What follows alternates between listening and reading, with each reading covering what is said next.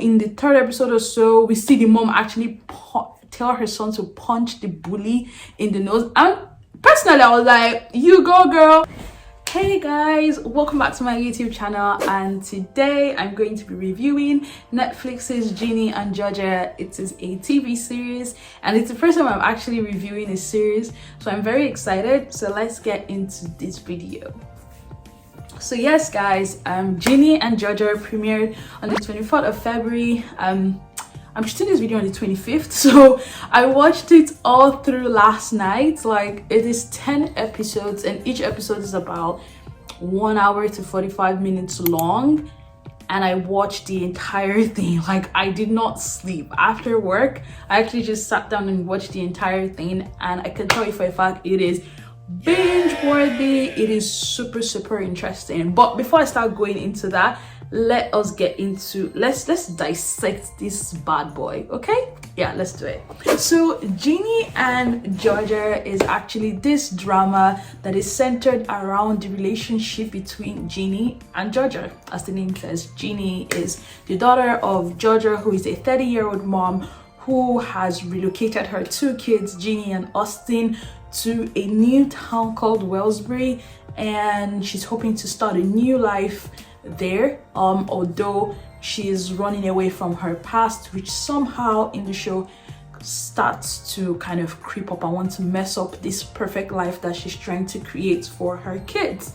And in this series we do see that mother-daughter relationship of that troubled teen who doesn't exactly have that ideal family life and who has always moved around because the mom has constantly been in and out of different relationships that have caused them to move.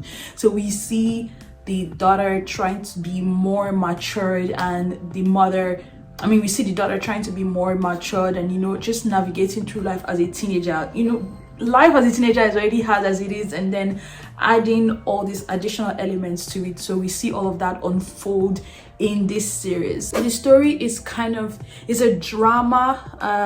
It is a teen drama slash adult drama, I would say. It's like because the daughter is a teenager, we get the whole high school vibe when they're showing her. There's some episodes that were very heavy on the high school thing, and I was just like, is this necessary? Like the episode where it was Ginny's birthday, the whole tap dancing, spoiler by the way, where her boyfriend starts tap dancing for her. I just felt like that was very High School Musical. I was like, no. And then when they go to the mom parts, we see this more adulty drama which kind of resembles Netflix Firefly, if you've seen that. And it's slightly suspenseful. They got a lot of dark things, I would say, with the mother's past. So it gives me You vibes. So it's giving me You and Firefly vibe-ish. The show is a little bit slow, I would say. At least the first two episodes were a little bit slow, but it got me. You know, I didn't log out after the first episode, in as much as it was a little bit slow, but the story really developed very well. I liked the way they ended season 1. It definitely makes me I'm clamoring for season 2 right now. So let's talk about the cast. I loved everyone who starred in it.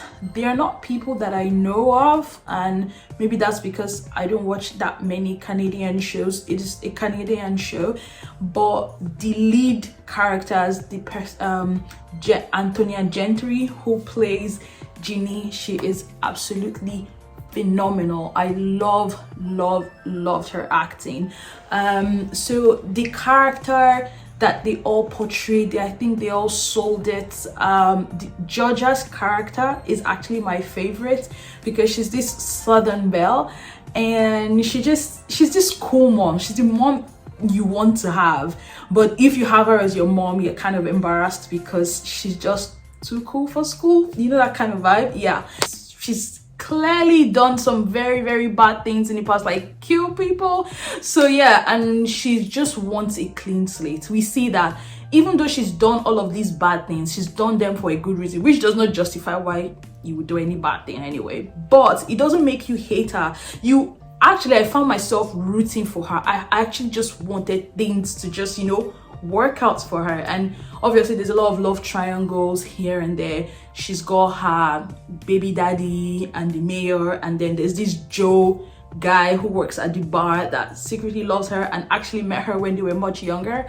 So yeah, you know how in your high school movie you have the black kid, you have the Asian kid, you have the mean girl. Yeah, they had all of that.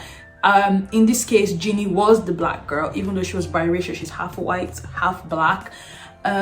She had her best friend was supposed to be like the popular sophomore, and let me just interject and say she was like the most annoying character in my opinion. The best friend, Maxine. So Maxine is also a lesbian, so they had to throw in the LGBTQ thing in there, but I liked their take on it this time around. Typically when you see like the queer people in a series or in high school, they're usually hiding, trying to come out of the closet, but in this case she was a full-blown lesbian, very proud. Her friends knew about it, her parents knew about it, and everyone was cool about it. And in this case they were just showing us this best friend trying to find love in the most immature way, let me just say. But why did I not like the character? I think the character was overbearing. She talked really fast and she was just very I was like, oh my god, stop it, stop. One thing I do appreciate about this series is that they do highlight a lot of societal / mental health issues. For one, the lead character, Ginny, she's biracial, so she's half black, half white, and they take us through her struggle of not fitting in with the blacks as well as the whites. Even though typically she ended up joining a clique that was predominantly white, we still see her struggle with her blackness, if I may say so. So she's got this English teacher who is racist and keeps, you know, making side remarks at her and how she's coping with it. And they not only focused on the blacks as well, they then showed us the other side with Asians. So she's got a boyfriend, Justin, who is Asian, and there was this scene where they both went back and forth as to what their issues are with their ethnicity, with their race. And I found that very, very, very, very good, you know, and I felt more enlightened, you know, like being a black person. I'm not biracial or anything, like we always, you know, it's easy for you to carry your matter on your head, if you get what I mean, but you don't really see that other people do have their own issues. And so it was quite nice. They talked about another issue that they portrayed that I'm really, really happy about is anger management and childhood trauma. So Ginny's younger brother, Austin, he's quite young, and we do see a little bit of bullying in the classroom, and then that translates into him having anger issues, although it wasn't addressed properly by the mother. Because let me even keep the mother's gist. Georgia is a crazy human being and she doesn't deal with issues. She actually just tries to cover it up the best way possible, thinking that she's being like this hip mom to her kids. So yeah, back to what I was talking about with Austin.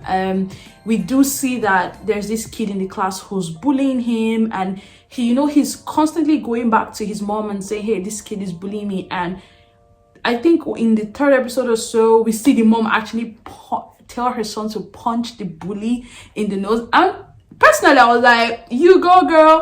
So, quick disclaimer, I do not support violence and neither do I support bullying.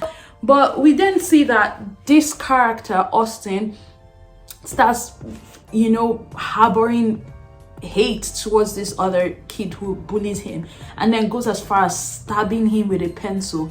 See, that is not funny. I've been stabbed with a pencil myself, and I can tell you for a fact that shit is painful and it's very disturbing, because everybody kept saying, oh, he should go to therapy, and she's like, oh, my son doesn't need therapy.